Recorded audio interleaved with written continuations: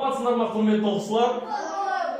Құрметті оқушылар, сыныпқа келместен бұрын мына қоржындағы екі түрлі асық берілген, соны таңдай отырып, екі топқа бөлінеміз. Ал бастаңыздар.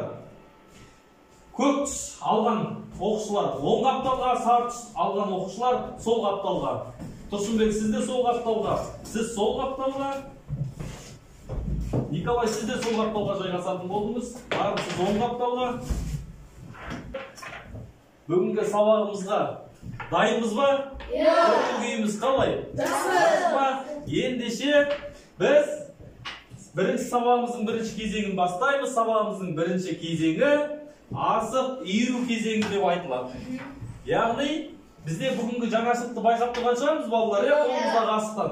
Біз бүгін жайлауда, мамыражай қазақтың даласында ашық сабақ өтіп отырмыз деп өзімізді елестетейік. Солай ма? Ендеше асық иіру кезеңі. Асық иіру дегенге кім жауап береді? Асық иіру деген келесі дарын. Айт, тұсау кесер. Асықтарыңызды алшысынан қойсаңыздар, мен жаңа сабақты бастауға дайынмын деген сөзі. Құдеге айта қойыңыз.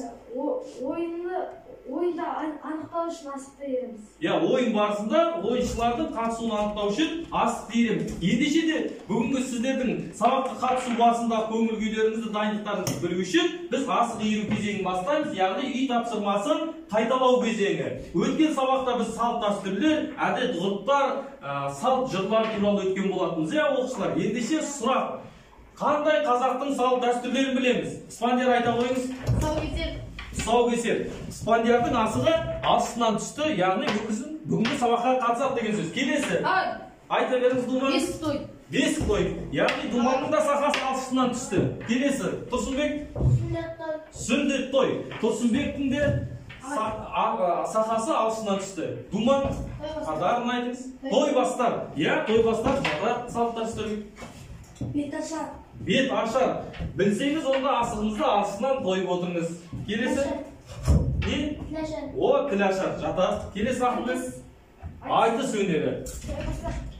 Той бастар өнері, Бүгінгі барлығымыздың сақамыз алшысынан түсіп тұр екен, онда біз жаңа сабақты бастауымызға рұқсат деген сөз. Келесі кезеңіміз бір табан кезеңі. Яғни асығымызды иіріп алды. Енді біз ойынға, яғни сайысқа кірісеміз деген сөз. Бұл бір табан кезеңінде жаңа сабақты түсіндіру, бір табандап жаңа ақпаратты игеретін боламыз. Дайын болсақ, бастаймыз. Бүгінгі сабағымыздың тақырыбы 1001 мақал, 101 жұмбақ. Мақал мәтелдеп қосарланып айтылатын болады. Енді қараңыздар, мақал дегеніміз не? Мақал дегеніміз нақыл сөз, ол өмірдегі түрлі құбылысты жинақтап, түйіп, ықшамдап беріп, бір не екі тармақтан тұратын, алдыңғы жолдарында пайымдап, соңғы жолдарында қорытынды, ой айтатын халықтың бейнелі поэтикалық жанрының бір түрі. Ол ғасырлардан екшеліп жеткен терең мазмұнды, тақырып аясы кең, өте мәйекті болып саналады. Мақал дегеніміз бір үлкен ойды оймақтай ғана сөзбен білдіріп отырған, қысқа да нұсқа ықшамдалған қазақтың нақыл сөзі екен. Енді қараңыздар, мақал мен мәтел екеуі бір екен деп ойлап қалмаңыздар. Мақал бөлек, мәтел бөлек. Екеуі сыртқы формалар бір-біріне ұқсас болғанымен, олардың ішкі дүниесінде өзгешелік бар екен. Енді қараңыздар, мәтел өзінің негізгі түйіндеуін кесіп айтпайды, яғни мақалдардай нақты айтпайды. Ол бір-бірімен кереғар шендестіру арқылы қорытындысы тұспалды, қысқа да нұсқа нақыл сөз. Яғни тұспалдап жеткізеді. Мақалдың, мәтелдің не екенін түсіндік па? Ендеше түсінсек, бүгінгі мақалдар сайысымызды бастаймыз. Бұл сіздерге таңсық тақырып емес, мектепте де өткенсіздер бұл тақырыпты. Болсақ, онда осы мақал мәтелдерден сайыс ұйымдастырып жіберейік. Ендеше екі топты бөлдік, енді атымызды қойып алайық. Сары топ күздің белгісі болғандықтан, көшпелі қазақтың күздегі қонысы, сіздер күздеу тобы болдыңыздар. Ал сіздер мамыражай, бейбітшіліктің кезеңі, өзеннің, бұлақтың бейнесі болғандықтан сіздер жайлау тобы болыңыздар. Енді мынау жайлау тобы сіздердің қоржыныңыз, мынау күздеу тобы сіздердің қоржындарыңыз. Енді дұрыс жауап берген әрбір ұпайға мына тұрған асықтардан бір асық сіздердің қоржындарыңызға салынатын болады. Келістік пе? Ендеше бастаймыз мақал сайысын. Бірінші мақалымыз қана тасқа бітеді, Ақылбек айтыңыз. Ақыл жасқа бітеді. Ақыл жасқа бітеді. Ақыл жасқа бітеді. Дұрыс екен. Ендеше күздеу тобынан бір ұпай. Келесі. Білекті бірді жығар, думан. Білімді мыңды жығар. Жайлау тобына бір ұпай. Келесі. Кім бірінші қол көтереді? Қарап отырайық. Білімді мыңды жығар. Bir tal kessek, ayt. Тұрсынбек? 10 тал ет. 10 тал ет. Өте дұрыс. Дұрыс па? Қарап отырыңыздар. Жайлау тобына тағы да бір ұпай. Келесі. Тау мен тасты жел бұзар. Адамды сөз. Қол көтеріп, спандер айтыңыз. Адамды сөз бұзар. Адам затты сөз бұзар. Дұрыс па? Санаймыз ба? Яғни санаймыз. Жайлау тобына тағы да бір ұпай. Келесі қарап отырыңыздар. Шебердің қолы ортақ. Ақылбек айтыңыз. Шешеннің сөз ортақ. Әрине, шешеннің сөз ортақ. Күздеу тобы. Жылдамырақ қимылдаймыз. Келесі, еңбексіз өмір. Еңбексіз өмір. Сөнген көмір. Жақсы, Тимур айтты. Күздеу тобына бір ұпай қостық. Келесі. Отансыз адам. Орнатсыз бұлбұл. Әрине. Тұрсынбек, дұрыс жауап бердіңіз. Келесі. Ынтымақ болмай. Ел болмай. Ынтымақ болмай, ел болмай. Дұрыс па? Іс болмай. Дұрыс емес екен. Ынтымақ болмай, іс оңбас. Береке болмаса, іс оңбай. Келесі. Ырыс алды. Тұрсынбек айтыңыз. Жоқ. Өнер алды қызылтын. Ырыс алды. Жаңа ғана айтып кеттік. Ырыс алды. Ынтымақ. Есте сақтаңыздар, құрметті оқушылар. Күш. Неде? Ақылда. Ақылда не дейміз? Мектепте алатынымыз? Білімде. Білімде. Спандер жауап берді. Дұрыс жауапты тағы бір тексерейік. Дұрыс па? Заңды онда бір ұпай тағы да қосып қоямыз. Келесі. Досы көпті жау алмайды. Досы көпті жау алмайды. Ақылы көпті жау алмайды. Дау алмайды. Қосамыз ба? Қосамыз. Бір ұпай қосамыз. Келесі. Ақылы көпті дау алмайды. Өнер алды. Қызыл тіл. Сіз жаңа Тұрсынбек алдында осы сұрақты, осы неге жауап берген болатын, Өнер алды қызыл тіл. Келесі. Тіл тас жарады. Тас жармаса, мақалдыға ұйқасып келеді ғой. Бас жарады, Тұрсынбек. Тағы да дұрыс жауап бердіңіз. Ағайын алтау. Ана тұрып жауап. Ағайын алтау. Ана біреу. Күздеу тобына бір ұпай. Келесі. Әкеге қарап ұл өсер. Шешеге қарап қыз өсер. Дұрыс, күздеу тобына бір ұпай. Мақал мәтел сайысымыз аяқталды.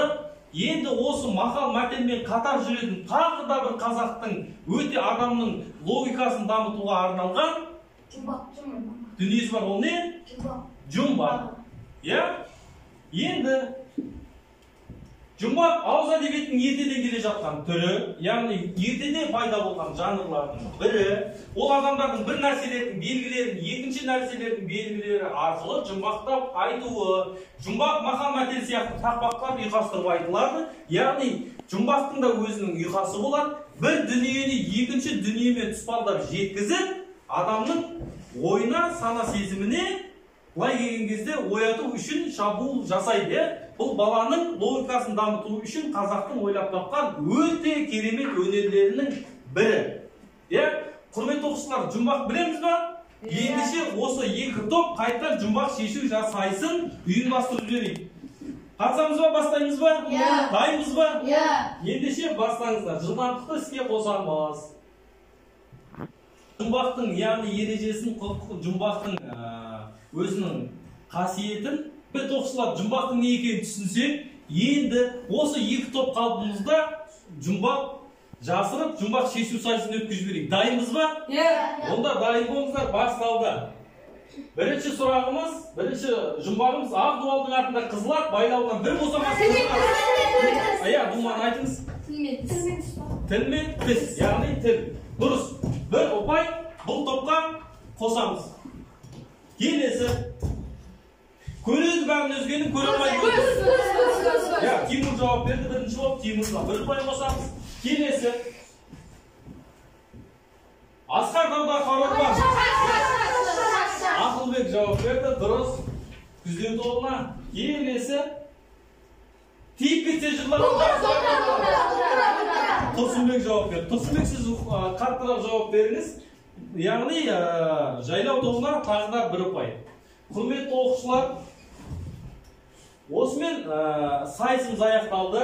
Енді келесі қазақта тұрақты сөз тіркестері бар, мақал мәтелмен қатар айтылатын нақыл сөздердің бірі тұрақты сөз тіркестері. Енді осыны шешіп көрейікші барлығымыз. Екі көз төрт болды дейді. Таң қалып болды. Таң қалып болды, дұрыс. Екі көз төрт болды, таң қалды. Таяқ тастам жер. Жақын жер. Өте жақын жер деген мағынадан береді. Тайға таңба басқандай дегенше. Сөзді қатты айтқандай. Жоқ. Тайға таңба басқандай деген анық осы.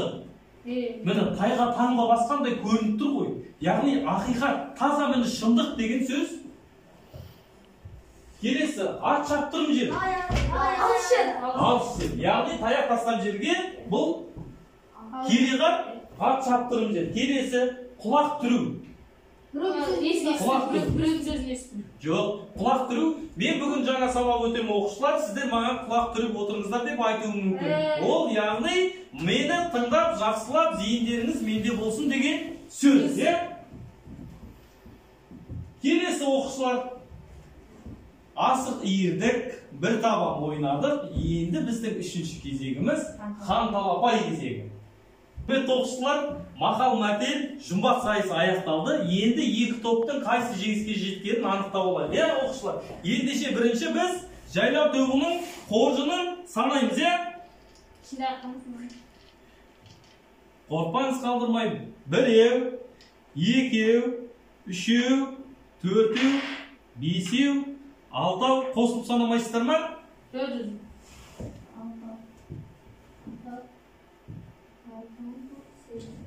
Алтау, жетеу, сегіз, тоғыз.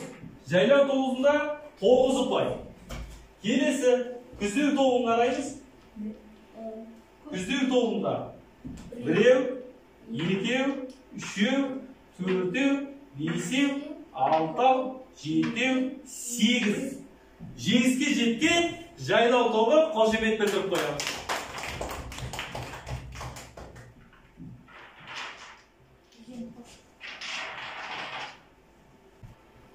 Құрметті оқушылар, бүгінгі сабағымыз барлығыңызға түсінікті болды ма? Ұнады ма? Асығымыз алшысынан түсті ма? Шек, бүк, тәйе түсіп түсінбей қалғандар бар ма? Жоқ. Рахмет. Ендеше біз қайтадан бір ойын ретінде хан талапай деген кезеңге көштік. Бұл яғни сабақты қорытындылау. Бүгінгі сабағымызды қорытындылап, мәтел жұмбақ сайысы аяқталды. Бүгінгі сабақты барлығымыз жақсы түсіндік па? Асығымыз алшысынан түсті ма? Түсінбей, бүк, шек, тәйе түсіп қалғандар жоқ қой? Жоқ. Ендеше құрметті оқушылар, келесі кезеңімізге көшеміз. Хан талапай кезеңі. Хан талапай деген ойынды білеміз жоқ арқылы? Білеміз. Хан талапайды асыққа таласамыз, біз қазір асық арқылы ұпайға таласатын боламыз. Яғни бүгінгі сабақты қорытындылау. Қорытындылау барысында біз өзімізді, тілімізді бір ширатып алайықшы деген оқушылар. Мұнда жаңылтпастар берілген, кім жылдам нақты оқиды, сол тобына бір ұпай алып кеп береді. Мін асықтар жылдам оқиды, бір асықтан ала бастайды. Кәм, аға Тұрсынбек. Жылдам. Көз, келі, қысқа сөз. Кім оқиды тез? Күл, кір, күз, кез, көз, келі, қысқа сөз. Кім оқиды тез? Тұрсынбек. Яғни бір топ, мұна топқа, жайлау тобына бір пай. Келесі. да 8, ағлағым да 8. Аха, мына топқа тағы бір ұпай. Бір жаңылтпаш тағы оқысақ болады. Кім? Думан оқимыз ба? Кәм, жылдамдатамыз. Кәм, Думан? Ағлағым 8, ағлағым 8, ағлағым да 8, ағлағым да 8. Жақсы, мына топқа бір ұпай. Тағы келесі оқитындар бар ма? Оқыңыз Тұрсынбек. Ағлағым да 8, ағлағым да 8, ағлағым да 8, ағлағым да 8. Өте тамаша. Жайлау тобында тағы бір ұпай. Келесі. Bir бала қой қуады, бір бала ой қуады. Қой қуған бұзық шығар, ой қуған қызық шығар. Bir bala қой қуады, бір бала ой қуады. Қой қуған бұзық шығар, қой қуған қызық шығар. Жақсы. Келесі. Тұрсынбек сіз. Bir bala қой қуады, бір бала ой қуады. Қой қуған бұзық шығар, ой қуған қызық шығар. Иә, жақсы. Келесі. Мына топ. Bir bala қой қуады, бір бала ой қуады. Қой қуған бұзық шығар, ой қуған қызық шығар. Жақсы. Келесі тағы оқитындар бар ма? Тимур. Bir bala қой қуады, бір бала ой қуады. Қой қуған бала бұзық шығар, ой қуған бала Қызық шығар. қызық шығар. Жақсы. Келесі. Бәрін оқимыз ба? Bir bala қой қуады, бір бала ой қуады. Қой қуған бұзық шығар, ой қуған қызық шығар. Жақсы. Рахмет. Келесі. Жақсы, Ақылбек. Бақта бар, бақта бар. Бақада да бақта бар. Қателеспейміз. Келесі. Аха. Думан. Бақта бар. Жақсы. Келесі. Бақта бар, бақта бар. Жақсы.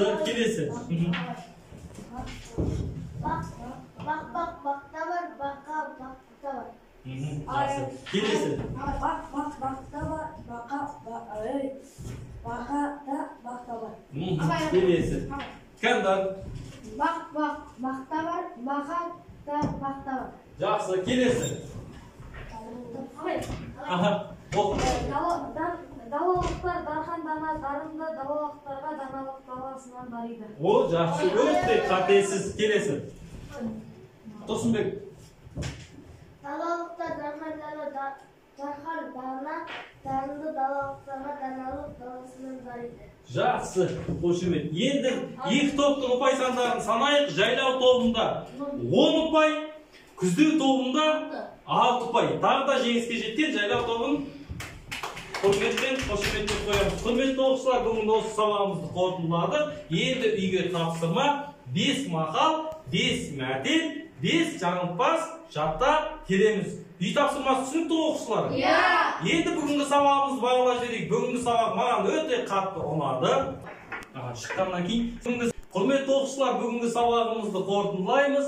Үйге тапсырма 5 мақал, 5 мәтел және 5 жаңылтпас жаттап келеміз. Бүгінгі сабақ барлығыңызға түсінікті болды ма, ұнады ма? Иә. Бүгінгі сабақ маған да ұнады. Мен көңіл күйімді алшымен білдіремін. Өте керемет деңгейде деген сөз.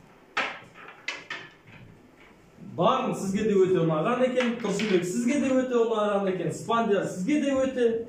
Сабақты түсінбегендер жоқ қой, е? Жоқ. Ал құрметті оқушылар, бүгінгі сабағымыз аяқталды. Сау болыңыздар. Сау болыңыздар.